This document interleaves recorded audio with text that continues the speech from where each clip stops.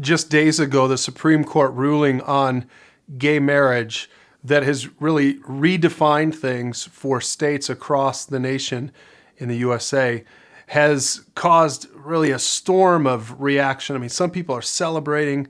Many people are celebrating. You turn on the news and there's celebrations everywhere. And then, of course, other people are not celebrating or they're picketing.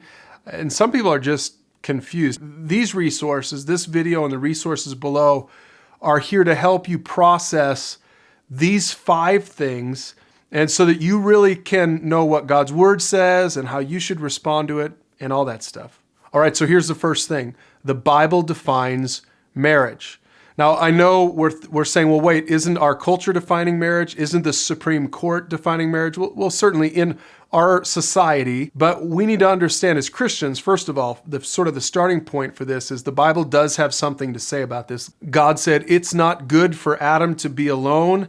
I will make a helper that is just right for him.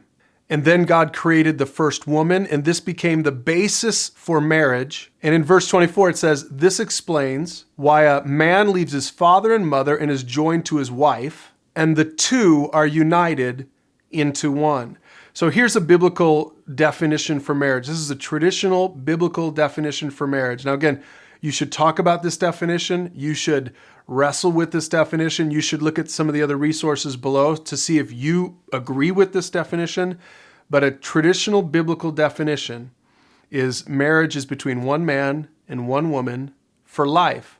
That's what marriage is defined as biblically. Now, again, there are going to be a lot of people in culture, maybe even you struggle with that. Maybe you're saying, man, that doesn't seem right. That seems really restrictive. But I challenge you to at least consider that from God's point of view, from a biblical point of view, and don't just make up your mind on your own.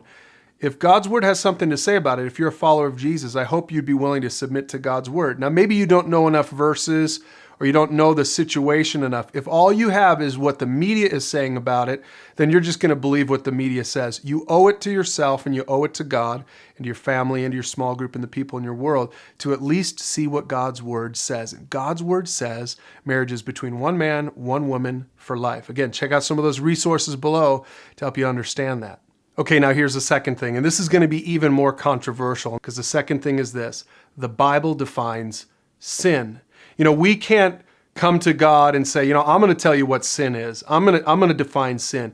If the Bible makes clear what sin is, then who are we to say, no, we're going to redefine it for our society and our culture? Romans chapter 1 says they traded the truth about God for a lie. They worshiped and served the things God created instead of the Creator himself, who's worthy of our praise. And so that's why God abandoned them to their shameful desires. And look what he says there. Even the women turned against the natural way to have sex and instead indulged in sex with each other. And the men, instead of having normal sexual relations with women, burned with lust for each other.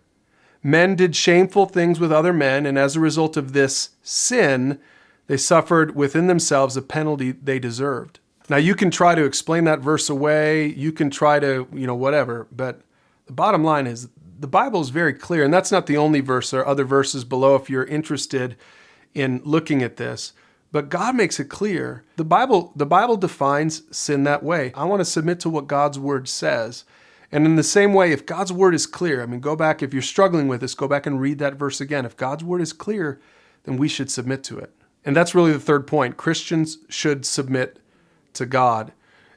Part of being a Christian is coming to God on God's terms, not on our own terms. And that's hard in today's society with all this debate these days, because really what all these debates are all about, just following your own desires, your own heart. And so that's sort of just what the natural desires are. I have those in me, you have those in you.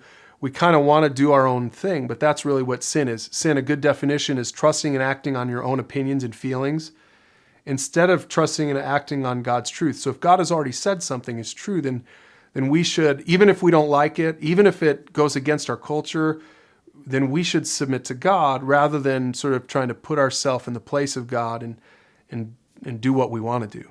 And here's a fourth thing you need to know about this. It's really important, is that you can love people without agreeing with them.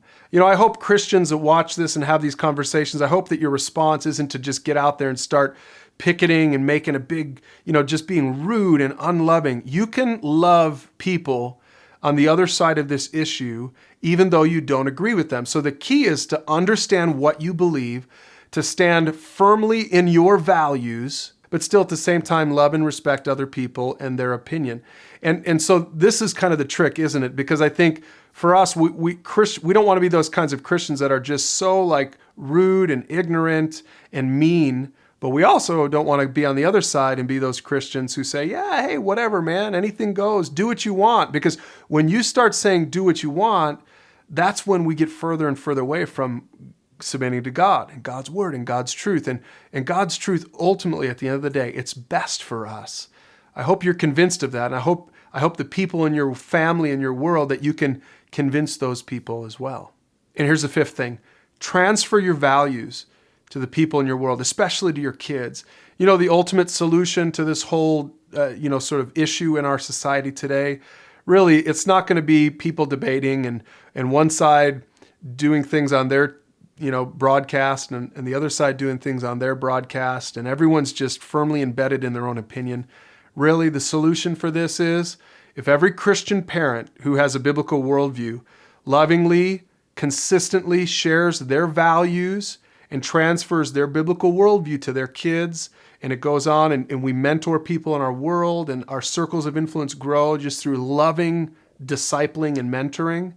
This really is how we are going to revolutionize our world and our culture and our society. Isn't by picketing and running around and slinging mud at each other. It's by consistently, lovingly sharing our values and helping the people in our world to understand where our values come from. They're not just blind values. They come from God's word. We willingly submit to God's word. Everyone can make a choice. God's not going to make anyone do what he says. He's going to invite people to do what he says. And so the way that we win this battle really is in our homes, in our small groups, in our mentoring relationships. And I challenge you to do just that. Now use those resources below to have this conversation and many other conversations on this particular topic with the people in your world to help everyone in your world to pursue God.